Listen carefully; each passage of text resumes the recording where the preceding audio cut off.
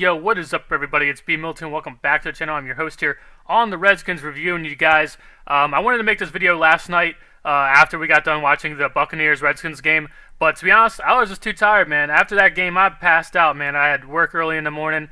You guys know I wanted to stay up and make the video for you guys. Everything's fresh in my head then. You know, I just get on here and make that video, but it takes a little bit of time and everything. My body was just like, no, man, you gotta get that sleep. So apologize for that, but I'm here today.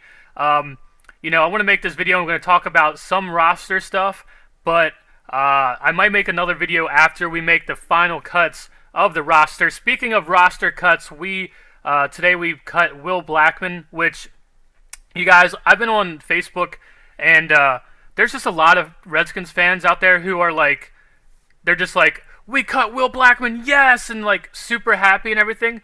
And it's just like, first of all, I mean, the dude lost his job, which, you know, that sucks. But number two, it's like, I understand.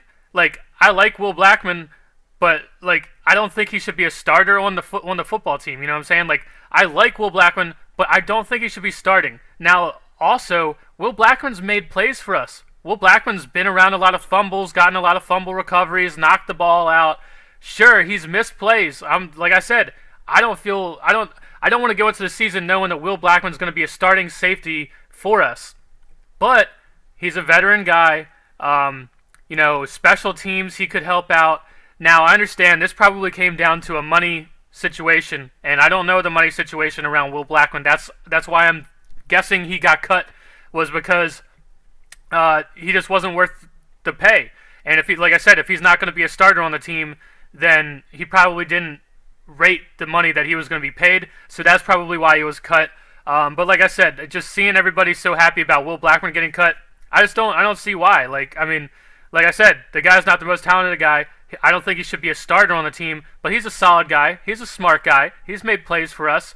I don't see why people are cheering that we got rid of him. I mean, as I told you guys before, the only person that I cheered that we got rid of was Andre Roberts, and that was because, come on, how many years, how many drop passes can we sit and, you know, like, we gave him opportunity after opportunity or whatever. Like, Will Blackmon did a decent job here. Sure, he was a part of a shitty defense, but like I said, he was a smart guy. He made some plays for us. People shouldn't be that happy about him leaving. If anything, just say, you know, your thank yous to him, and then we'll move on from there. Also, I have to talk about Phil Taylor, man. You guys saw in the entire preseason how happy I was about Phil Taylor's play, and you guys know that in my off-season video that I made, my number one concern in that video, I said, hey, we didn't really make any moves to get a starting nose tackle. We don't have good consistency at stopping the run. We don't have a true nose tackle. And then Phil Taylor, I didn't know about Phil Taylor. And then in the entire preseason, every single preseason game up until now, I'm like, yo, Phil Taylor is the man. He's showing up. He's playing well. We have a nose tackle here. And then now he's gone, out for the season. That's a huge blow, man. That's a huge blow. I know we have some backup guys, but I'm pretty sure there's backup guys we've had for a while. So obviously, they're probably not starting material. So here we go back to the old, we're probably going to get ran on constantly. You know, who knows? We'll see. The defense in the Buccaneers game, phenomenal. We played really good defense all the way up until about the third, fourth quarter, where the Buccaneers had a couple decent drives that were prolonged because of penalties that we got. Besides that, our defense played like crazy. They played lights out. And even though our offense, they didn't really score that many points, yes, they had the same exact issues that we've been having. They get down to the red zone. They move the ball, but when they get down to the red zone, we're not scoring the points, all right? So maybe that has something to do with Jay Gruden. I don't know. It's kind of pointing that way. Play calling down there in the red zone, who knows? But although the offense was moving the ball, we weren't scoring the points. The defense, and I have this written down in my notes, and you guys, watching the Buccaneers game, watching our defense play that way, watching us get out the quarterback all the time, I think up until halftime, they said that the Buccaneers had like 40 yards of offense. 40 yards. That's crazy, man. And that's what I'm saying. Our defense played lights out. But you guys, I'm not falling for it. I don't know about you guys, but I'm not falling for it, dude. I mean, obviously that was all the guys that might not even make the team or whatnot. But just watching how good our defense was, I'm just not going to fall for the bait, dude. I'm not going to sit here and think that the defense that we put out on the field versus the Eagles week 1, I don't see them looking like that. I don't see dominance coming out of our defense like that. I'm not going to get fooled another year into thinking our defense is fixed until we see what happens week 1 versus the Eagles. Another few things, man, I got to talk about. I have a bunch of notes. And you guys, this is something that I know is going to be somewhat controversial to you guys. And I'm going to title I'm going to make the title of this video, "We Need to Be Honest." And to make the best 53-man roster, we need to be honest with ourselves, man. We do. And that might even sit here and say, hey, maybe in the past we screwed up. Maybe in the past we did something that just didn't work out. But to make the best 53-man roster that we can, which that's what we're going to have to do. I think it ends tomorrow, Saturday, some point. We're going to cut down. We're going to make all those cuts. Hopefully I can make another video and reassess all the cuts that we made and who our guys are left. We have some hard challenges and everything, man. But first and foremost, like I said, we have to be honest. We have to be honest with ourselves to make the best 53-man roster. We have to get the best talent on that roster. And you guys, I know some people are going to be like, dude, you're freaking crazy for saying this, but we have to be honest, man. And sitting here, watching the preseason last year, for years now, 4 years now, Mac Brown has been tearing it up. Mac Brown is probably for sure one of the best running backs we have on our team, and he has to take someone's spot.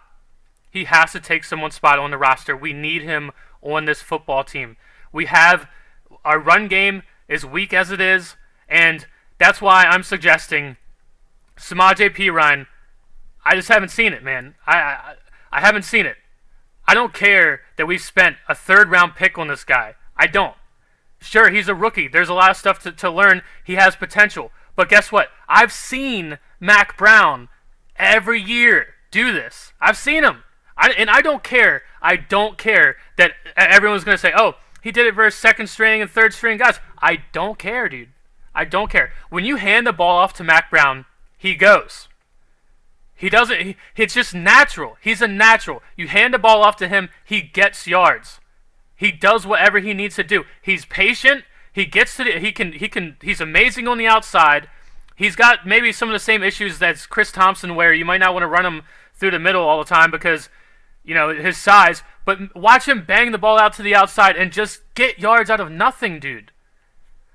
We need that on our team. And I'm sorry, but I have not, out of everything that I've seen with my eyes. Now, granted, I'm not at practice. I don't know how these guys look at practice. I don't know what the coaches think of these guys.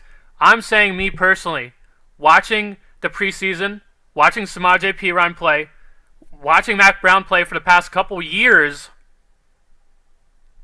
as of right now, I think this 53-man roster is a better, more talented roster on it, with Mac Brown taking Samaje Perine's spot. And that's just honest. I'm being honest. Out of everything that I've seen, and as I said, I don't care if what I've seen of Mac Brown is going up against 2nd and 3rd string guys. I don't care, man. Samaje Perine has not impressed me at all. He hasn't. And like I said, this might be controversial, and this might be a thing where, I mean, let's be honest, it's probably not going to happen. Are we going to wake up tomorrow and it's going to say, hey, Samaje Perine is on the practice squad, and guess what? Mac Brown took his spot on the roster? I don't see it happening. But if it was up to me, how many times do we need to see this guy ball out? How many times do we need to see Mac Brown show up and play and perform his ass off? And that's what I'm trying to do. I'm trying to get the best players, the guys who are putting the effort out, the guys who are showing up big when they need to show up. And I don't care whether it's versus 2nd and 3rd string guys. All those guys out there are trying to make a team somewhere. Maybe they might be lacking some of the talent that some of the 1st stringers have, but I'm telling you, give the ball to Mac Brown. I don't care if he's going against first stringers. Did you or even in the Bucks game, whenever we handed him the ball off and he went to the outside, he just wins. He wins. He gets those yards. He's fast. He's fluid. As I said, there's no hesitation. You hand him the ball and he goes. And I haven't really seen that out of Rob Kelly this year, and I haven't really seen that out of Samaje Perine. Now, this same thing goes for Nico Marley, but it's harder for Nico Marley. Whose spot is Nico Marley going to take to make this roster? Now, I'm not saying Nico Marley is going to be a starter. Not at all. Not at all. Not at all. But, I mean, yet again, this guy plays. This guy shows up. This guy plays bigger than he is. He makes plays. He's always around the ball. I have it in my notes. Sorry about that. I have it in my notes. Some of you guys seen the same play, and you know what I'm talking about. Where the Buccaneers are going to kick the field goal, and Nico Marley runs up from in the out back, and he runs up and taps one of our defensive linemen. And it was like, hey, get out of the way. You might be lined up too much close to the center, and you might get a penalty. He's smart, dude. He's more than just energetic. He's learning. He's smart. We need football players like that on our team. Looking at our defense, it's kind of bland. Besides a few players, and Josh Norman, and we just added Allen. We got a few players that are bright spots, but there's a lot of void that we need to fill. The safety spot doesn't look so great. I mean, there's just a lot of question marks on our defense. And not even that. What I'm saying is, it's harder for Nico Marley to find a spot on this 53-man roster, but a guy like that, somehow, if he can play special teams for us, the guy's all effort, dude. He's earned it. He's went out there and performed more than guys that are gonna make this roster. And it's just, I don't want to see Nico Marley turn into Mac Brown, where we've seen this year and year and year, and we just sit here and we see this guy jump off the screen at us, just screaming he wants the ball. He needs a chance. All he needs is a chance. And then we're going to go out and spend a third-round pick on Samaje Perine, and I'm just like all of you guys. I didn't know much about Samaje Perine. I don't really follow college football that much. And I went online, watched all his highlights, and I'm like, damn, this dude looks nice. This guy has a lot of potential, and, I was happy that we drafted him and all this or that. But we need to be honest with ourselves. Mac Brown, as of right now, I fully expect and feel that Mac Brown gives us a better chance to win with him on our roster than Samaje Perine.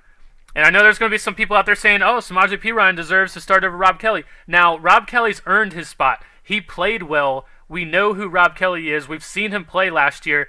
He's earned his spot. If anyone's going to be the starter, it's him. He's earned it. He's fought for the yards. He's fought so many people. He's broken so many tackles. He deserves his spot. Ain't nobody going to take his spot. And then we have Chris Thompson. Everyone knows Chris Thompson. And someone commented on my last video, and I agreed with them right away. Someone said, hey, Chris Thompson is the best running back we have on this team. 100%. I agree. Chris Thompson is the best, most talented running back we have on our team. And that's why, for how long have you guys been hearing me say, I want to see Chris Thompson more on first and second down. Let's see what the dude can do. I'm sure he can do more than the role that we're just putting him in. I want to see more. The same thing with Mac Brown. And guess what? Mac Brown's a little bit bigger than Chris Thompson. I also think it makes sense because we have Rob Kelly, the biggest back we got. Mac Brown's in between the size of Rob Kelly and Chris Thompson. We have three different size, different rolled backs. Now, I guess Chris Thompson and Mac Brown are similar because they both are just can burn you on the outside. And, man, them coming out for a screen or something, or they can probably catch the ball and just down the field. They have some of the same skill sets. But I would feel comfortable seeing Mac Brown run the ball on first down versus starters.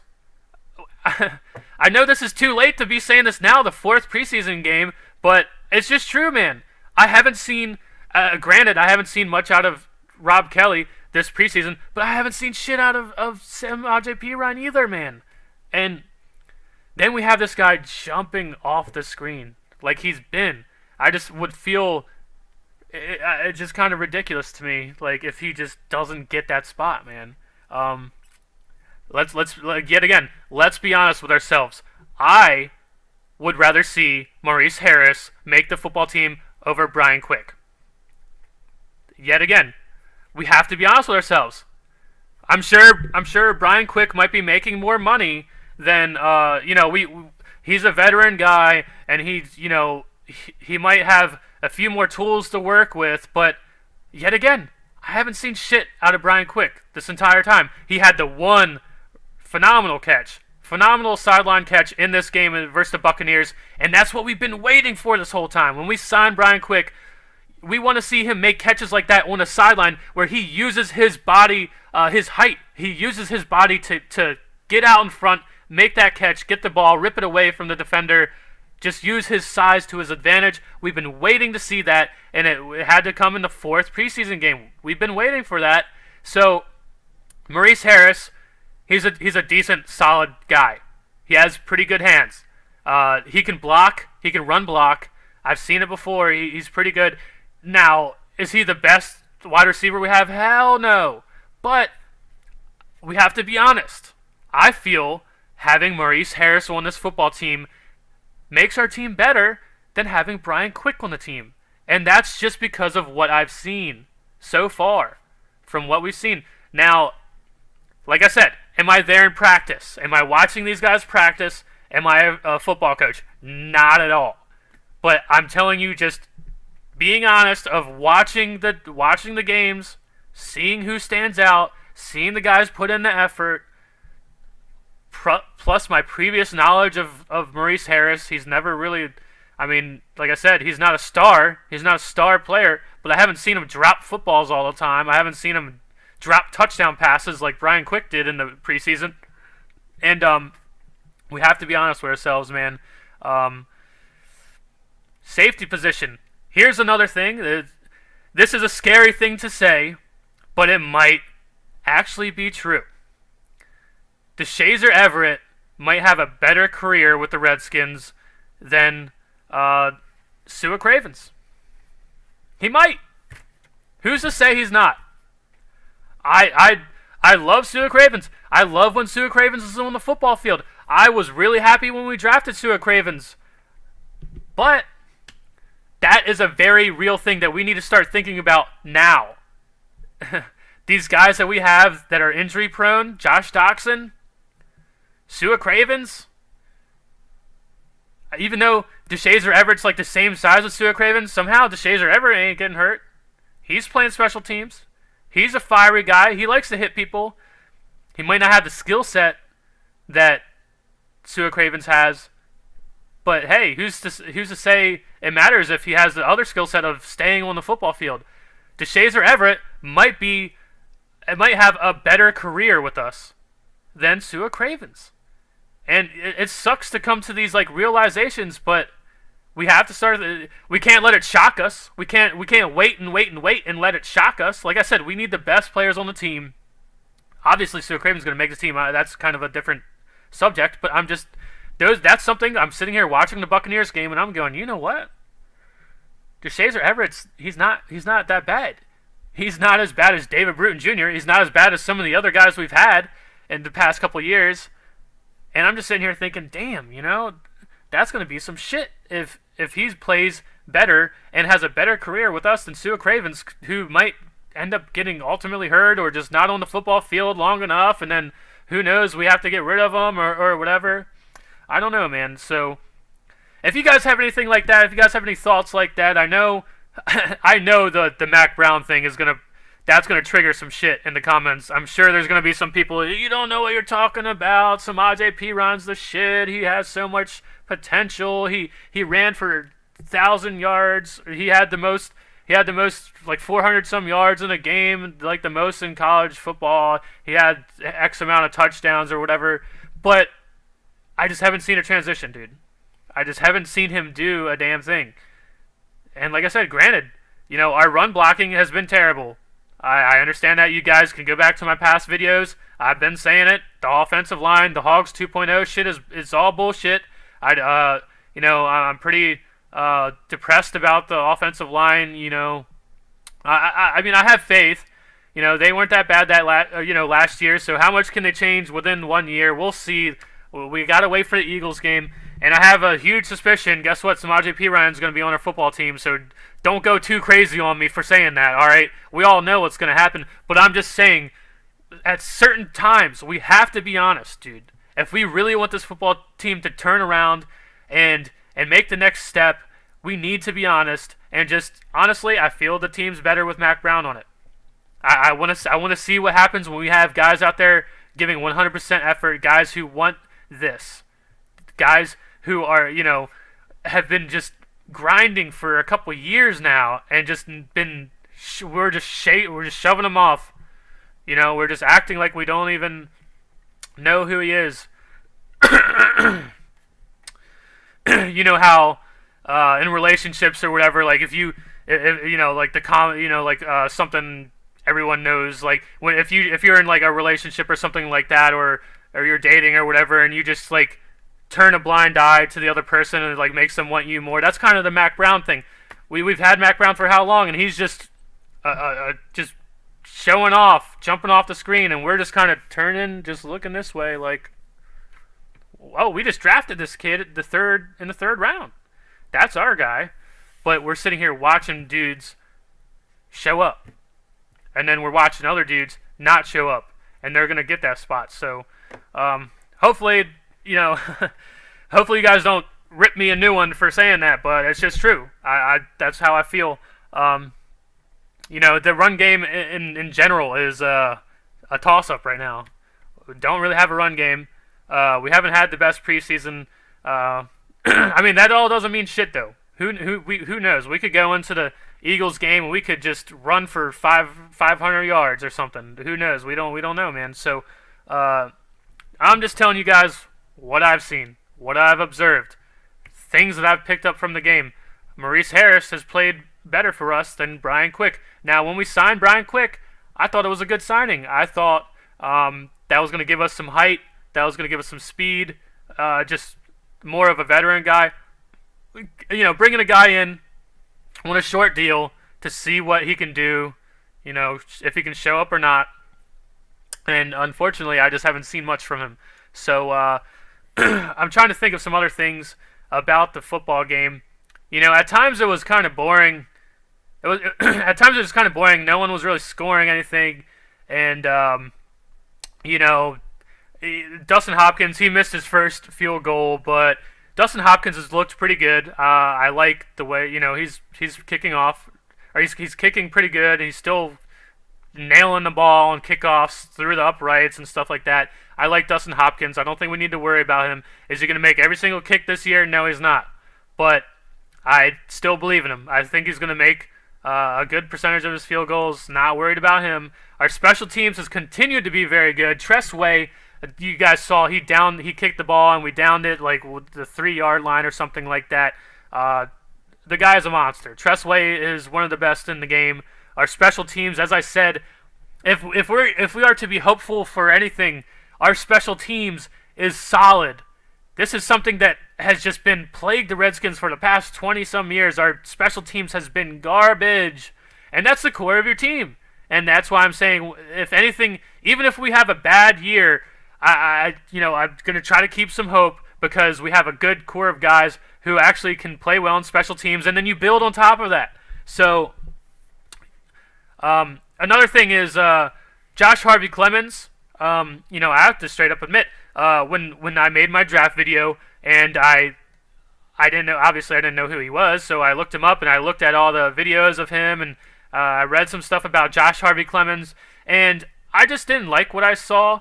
Him and Monte Nicholson we drafted, and I just looked at their stuff and I just wasn't too impressed, and I just saw some bad tape of those guys, and then he's been proving me wrong, man. Josh Harvey Clemens is always around the football, it seems. He uses his size really well. He's fast. Obviously had the pick six, the interception for touchdown in this game. I think I think that's another reason why Will Blackman is gone. This guy is stepping up, and that is a delight to see. To see someone, especially like I said myself, someone when we first drafted him, I looked at his tape and I just wasn't that impressed. And he's coming along good. So that's something we really need because our safety position is obviously. I'm not going to say in shambles, but it's definitely better than it has been for 2-3 years. But yeah, we're just still question marks at the safety position. Who's going to play? Who's going to show up? Now we know we have another safety that could compete. We have a guy who is definitely going to probably be playing special teams, and the guy is a baller. And hopefully, him performing well in this Buccaneers game is just going to just project him even higher and make him want to play even better for us. So I'm going to stop rambling. Hopefully, I know you guys are already in the comments trying to destroy me for the whole Mac Brown situation. But, okay, actually another thing, before I get into this, yeah, all the people who are Nate Sudfeld lovers, he ain't making the team. I'm sorry to disappoint you. If we keep 3 quarterbacks, that's some dumb shit. It's not going to happen. It's not going to happen. And I'm sorry, but Colt McCoy and Kirk Cousins are just in a different stratosphere than Nate Sudfeld. I mean, I don't dislike the guy. I root for him. I hope him to do well. But Nate Sudfeld didn't look as good this year in the preseason than he did last year. So, I mean, I guess you could probably say Kirk Cousins did the same thing, but it's just there's just so many people who are on the Nate Sudfeld train, and I'm sorry to bust your bubble, but he ain't making the team, all right? So, second play of the game, Nate Sudfeld has a delay of game penalty, so that's not good. Maurice Harris gets a first down with a catch and run. That was a really good play. Jeremy Sprinkle looks really fast. I wrote that down because he had the one catch. I haven't seen enough out of Jeremy Sprinkle. The tight end position is going to be another one that's like I'm waiting to see. I'm waiting to see who makes the team, man. Because Jeremy Sprinkle, man, like the one play that he did have in this game, and he just was. He looked like he was everyone else. He put everyone else in slow motion while he was running. So we'll see, man. Like I said, haven't seen too much out of him. I haven't like analyzed tape. Can he block? I don't know. I haven't really paid attention to anything like that. Great special team play. Won the punt by Tressway. I already touched on that. Matt Hazel has a good catch and second effort to get the first down on 3rd and 10. Here's another guy. The first 2 preseason games, the first 2 or 3 preseason games, I've been kind of shitting on Matt Hazel, and I was like, this guy's not going to make the team. But he had a really good game this game. A lot of our wide receivers had a good game. I think they said like over 10 different wide receivers had catches in this game. So, yeah, people were catching it. Like I said, we were moving the ball offensively, but when we were just getting into the red zone, and the same issue. So, Jay Gruden, signs are starting to point to you. You better fix this shit. So Matt Hazel had a pretty good game, basically, is what I have down. P. Ryan, and our run game isn't doing anything. Hopkins hits a 53-yard field goal. Nika Marley flies in the backfield and is crazy disruptive. DeShazier Everett almost gets an interception. That's another thing. How many interceptions did we drop in this game, dude? Like, Torian Gray or, anyone on our defensive... how we sit here all the time when we see Terrell Pryor with the catch machine catching the balls. You better have our defense out there, dude, because our defensive players, they're making good reads. They're obviously picking up on stuff and they're being smart, but they're not catching the goddamn football. So they need to be out there with Terrell Pryor catching those footballs. Brian Quick has a nice sideline catch, one using his size. I already went over that. Mac Brown has an explosive run to the outside, and Brian Quick gets hurt. He actually came back into the game, though, so I'm not too worried about it. Matt Hazel has a great outside catch. Mac Brown is killing it. 3rd and 2, and we send a lot of pressure, and we get off the field. This is what we've been waiting to see. Our last defensive coordinator just was not sending the pressure, and, we've been sending some pressure this preseason, and it's been working. So hopefully that transitions into the season. Brian Quick comes back. Our backup center gets hurt. But but we just signed another guy or whatever, and he came in and played okay. Matt Jones is running decent. Matt Hazel is having a good game. Mac Brown is still killing it. Hopkins misses a field goal. It was only like 20-some yards or something like that. I don't know. Bucks have 40 yards of offense leading into halftime. Stephon McClure, yeah, this is a guy I never really knew much about, but he flies in and has a great screen tackle on the outside. Redskins defense is killing it. Redskins defense is killing them, but we're giving up penalties now, and they're moving the ball. We can't be fooled by the defense. Like I said, I touched on that earlier. Don't think that this is going to transition into the season. Mac Brown has a fumble. I'm not too worried about it. Josh Harvey-Clemens and Pete Robinson are having a really good game. Haven't seen much of Robert Davis. That's another thing. I was after the draft, I was kind of a huge Robert Davis fan, but he didn't really do much in this game. So Harris has a good first down catch on third down. Mac Brown is hit 3 yards in the backfield, and he gains 4 yards out of it somehow. Kind of like a Rob Kelly play. James Quick is having a good game at wide receiver. He was really fast on the outside and everything, but I did see today we cut him. Mac Brown puts such a good move on a defender that the guy gets hurt and doesn't even get back up. Hopkins makes a 50-yarder. How many interceptions are we going to drop? Nico Marley has a sack. Bucks are kicking a field goal, and Nico Marley runs up and tells a defensive lineman to scoot over because there might be a penalty. He's smart, dude. He's smart. He's more than just energetic. Josh Harvey-Clemens with the pick six, and McKinnon gets screwed out of what should have been another interception. That's all my notes, you guys. This video is 30 minutes long. I don't want to keep rambling. Thank you guys so much for watching. If you guys agree with the Mac Brown thing, let me know.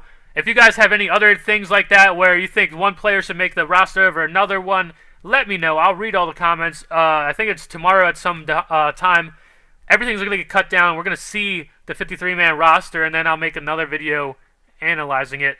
Another thing is, I saw that Louis T made a video about the 53-man roster. I have not seen that yet. I will probably watch that while I'm uploading this video, so go check that out as well. Hopefully, I guess I'm not going to sit here what I've been saying, and hopefully I don't reiterate the same stuff that he said because I haven't seen his video yet.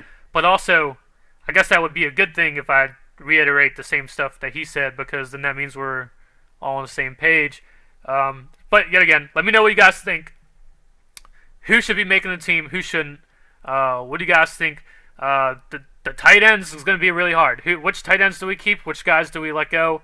Running back, I think we all know what's going to happen, even though I think Mac Brown should be on the team. Yeah, so let me know. Hail to the Redskins as always. Peace out, guys. I'll see you in the next one.